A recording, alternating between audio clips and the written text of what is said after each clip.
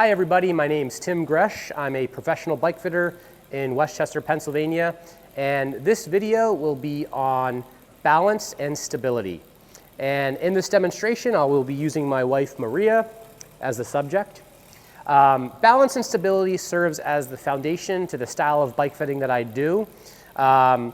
It's also known as direct observation bike fitting, which means that I use my eyes and my ears to find the result for the rider. Each rider that comes in here is an individual. They need an individual result, and rather than relying on gadgets like motion capture, video capture, and some other things that kind of are based off of algorithms, one really common one that's been in the industry forever is the plumb line. I don't use any of that stuff. I use my eyes and my ears. And these two things that I'm going to demonstrate today. Balance, we're going to start with that. So Maria, go ahead and shift into a harder gear. She's going to start pedaling under higher load. She was just spinning easy there. She's lifting her output up to about 200 watts in Zwift. You're going to go ahead and put your hands in the drops. And while under load, go ahead and take your hands off the bars and go straight back. All right, a little bit hard to do. She's starting to kind of teeter forward. Hands back up on the shifters, back into an easier gear. So this right here, surprisingly, a lot of riders cannot pass this test. They start teetering forward. And when this happens, hands start to go numb. It can cause issues in the traps, arm fatigue, maybe some stuff between the shoulder blades. So as long as a rider can pass this balance test, they're going to feel a lot better in the front of the bike. Also handling. This is going to make the bike a little bit twitchy and handling, especially down a hill, if you're really forward loading the bars. So we're going to go ahead and make a couple little tweaks here that we kind of predetermined and show you what a pass balance test is. So go ahead out of the saddle.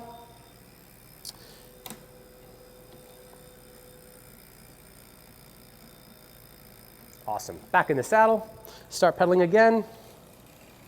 So again, we're at an easy gear right now.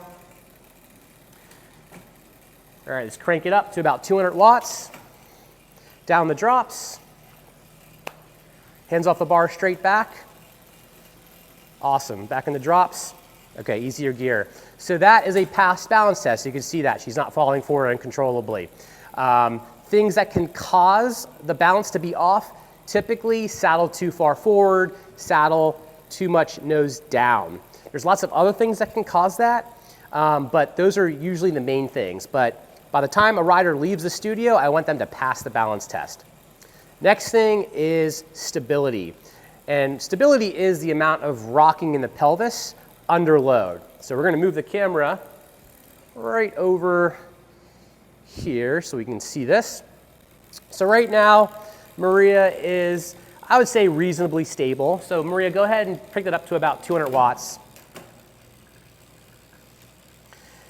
So it's the amount of movement that's happening back here. This will start to move a lot if, say, for example, the seat's too high.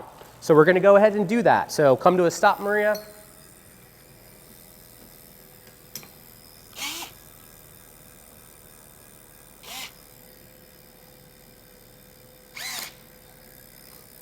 Back in the saddle. Pick it back up to about 200 watts. Now we can really see her rocking side to side back here. Pull the camera over so you can see that a little bit more. So we've got this side to side rocking that's pretty significant. Now, Maria, go ahead and start pedaling easy in like a light gear. A little bit less rocking. Now go ahead into a harder gear. Now you can see that rocking increase. Just an example of why I need to see riders under load, because that's where we kind of peel back the layers so we can see how they're really functioning. Go ahead back into an easier gear, Maria. And you know what? We're just going to lower this saddle down. That way you don't have to ride too much longer at the higher seat height. All right, back in the saddle. So pelvic stability. Just like balance, by the time the rider leaves the studio, I want them to be much more stable than what they walked in. Commonly, an unstable pelvis is from a seat that's too high, but it can also be from a seat too far forward. It can also be cranks too long, and I actually made a video on that topic a couple months ago. I'll leave a link in the description below to that one. Definitely check that out.